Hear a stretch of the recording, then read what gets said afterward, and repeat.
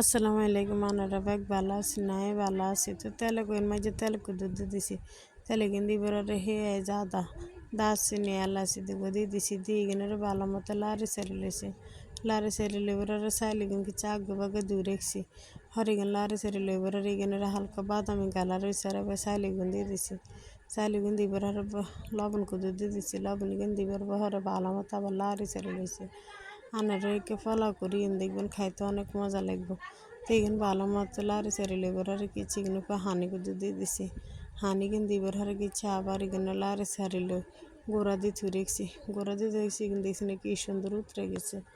উতরে যাইবার হারে এখানে আবার ভালো মতো লাড়ি ছাড়িল হালকা দুটো দুধের গুছি উঠে ছিঁড়ে দিয়ে দিছি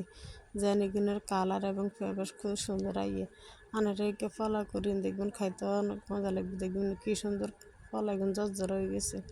ওকে আল্লাহ হাফেজ।